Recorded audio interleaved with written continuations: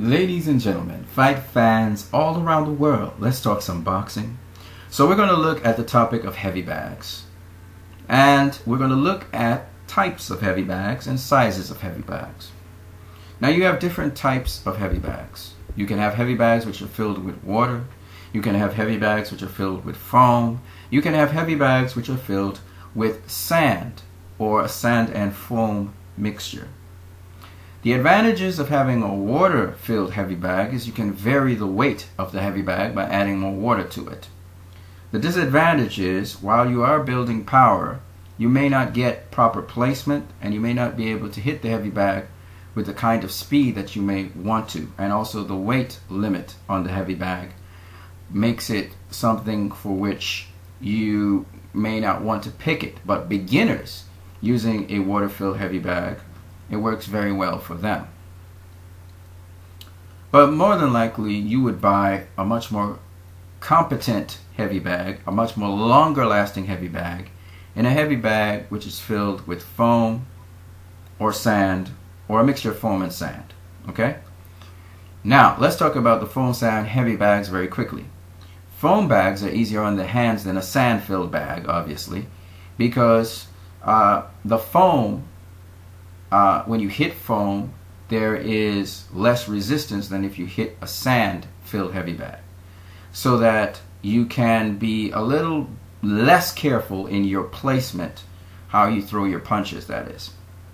However, with a sand filled heavy bag, you can damage your hands very easily because the resistance is also dependent on how you place your hands, how you actually hit the heavy bag. And so a lot of people, they see a heavy bag and they go bazonkers on it and they damage their bones in between their knuckles and their wrists. Some people actually damage the bones in their wrist. Okay, so with a sand-filled heavy bag, you want to be careful in your placement of punches. You're building power, but you're also learning how to place your punches properly. It's not so much about speed.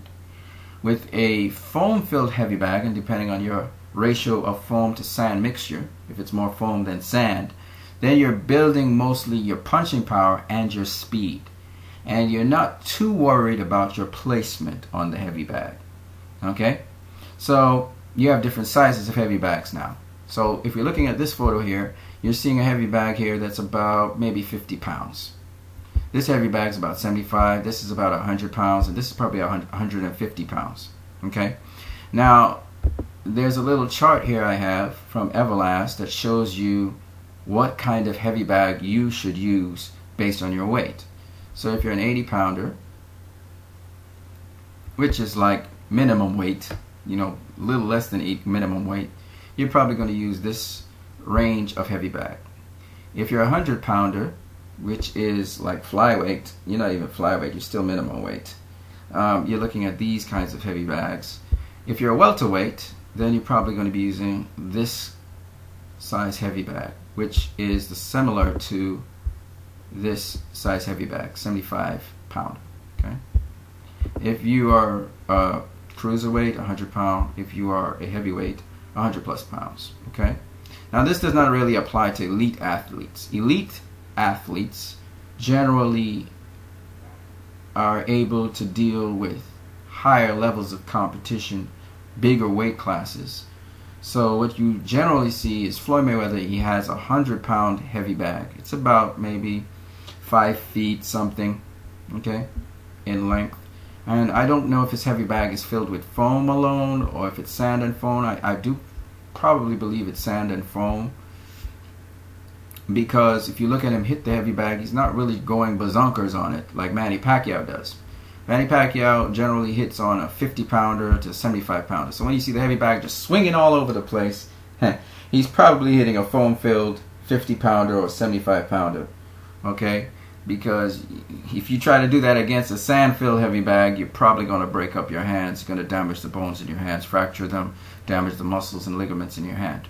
Okay? You don't go that recklessly with a sand-filled heavy bag.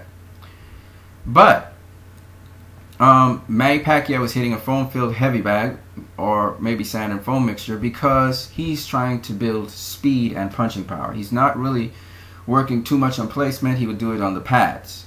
Whereas Floyd Mayweather, if you look at him, he's not really trying to go at a blistering pace on the heavy bag because he's building power with placement. And that's more important than speed. Okay? So that's probably why you see him punching so slowly. But yet when he's actually doing pad work, or he's actually punching against Nate, his coach, he's really going at it ballistic because he uses the heavy bag for something else. He uses the coach with the shield on him for something else. You understand? So different heavy bags have different purposes, and as well they have different sizes to build different levels of power. Okay? So I hope this helps to educate you a little bit more on heavy bags. You guys have a great day.